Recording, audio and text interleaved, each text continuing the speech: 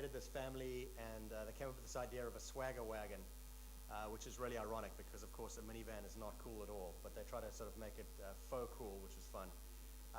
And they developed these ads that were really, really funny, and they then directed people to go to YouTube and experience more on YouTube. And amazingly enough, the video actually garnered 5 million hits. I mean, just think about how incredible that is. 5 million people went online to watch a video of a minivan commercial, right? I think that's got to be a world first. But just through the clever use of creative, the clever use of online and viral, they were able to get 5 million views. And by the end of their week, they'd gone from being this company that was only in the news because of this recall that was happening, to a company that was actually on CNN's viral hit of the week. And all of this for a minivan. So we thought this was just super cool.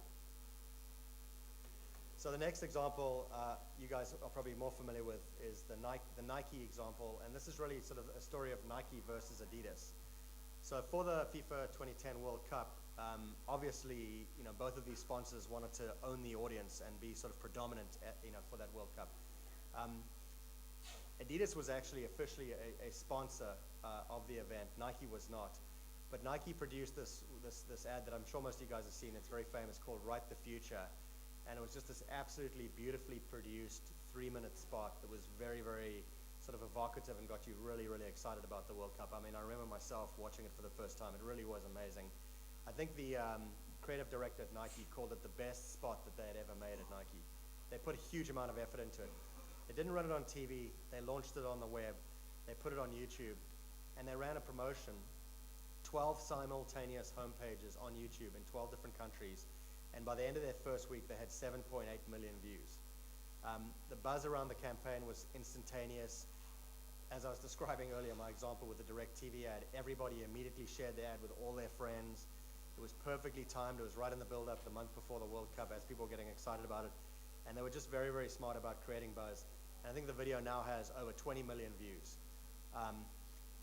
Adidas, by comparison, were an official sponsor. They ran advertising on television. They put their ad on YouTube, but they didn't run online media at all, and they only got 2.7 million views. Now, you can't attribute one entirely to the other, but I think the key lesson here was that think about the need to run online media if you want something to sort of take on a life of its own and become viral like this.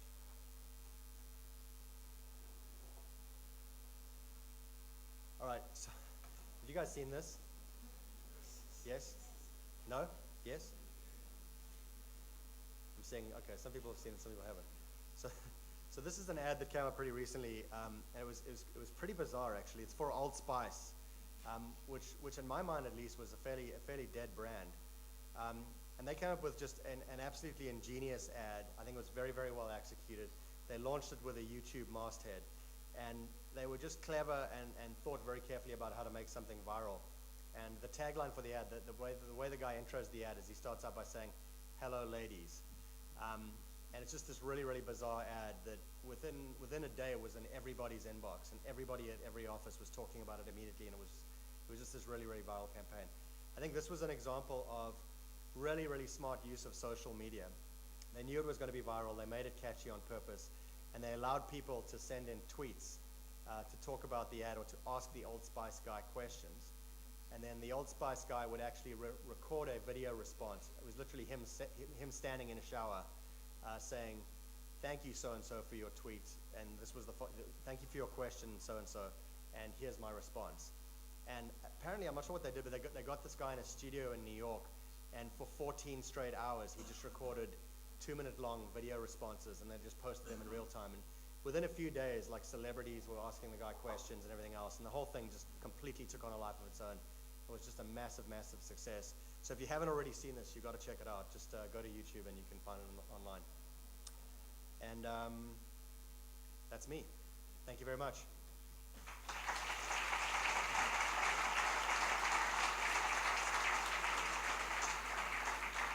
Is it time for Q&A? Is it time for questions?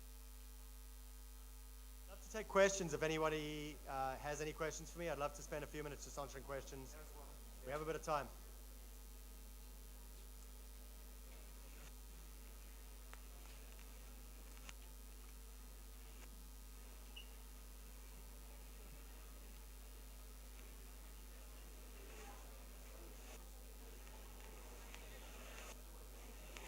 Hola.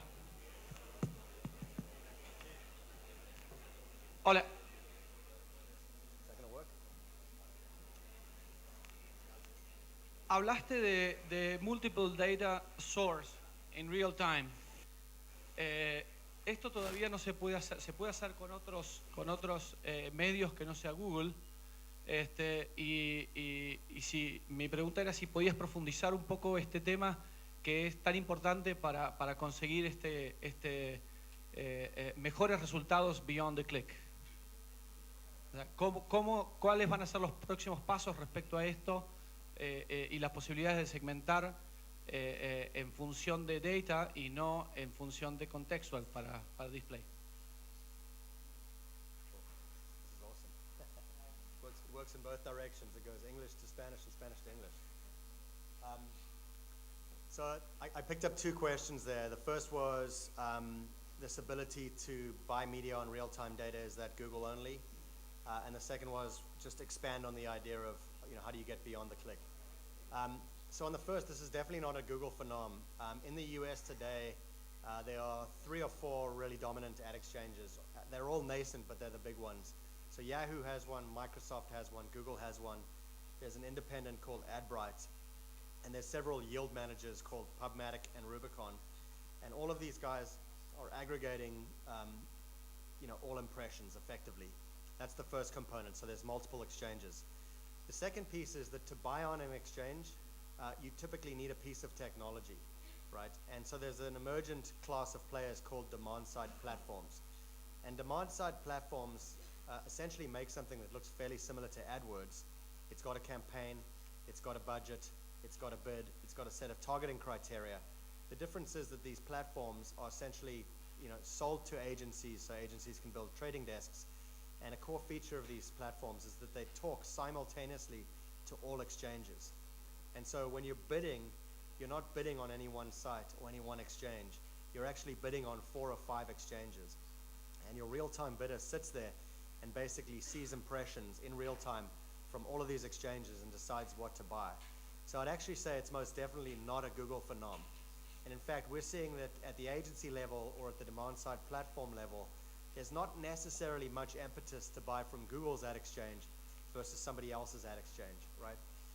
That's not to say we're commoditizing the content, because the real-time bidder, regardless of what exchange it's seeing an impression from, is being very discriminate about what to bid for an impression based on the user on the other end of that impression.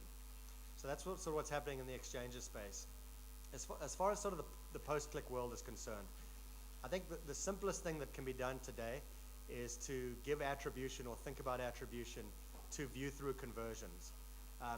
Literally, I have advertisers that are running big campaigns that are performance-based campaigns on our network in the US that are getting 90% of their conversions not from clicks.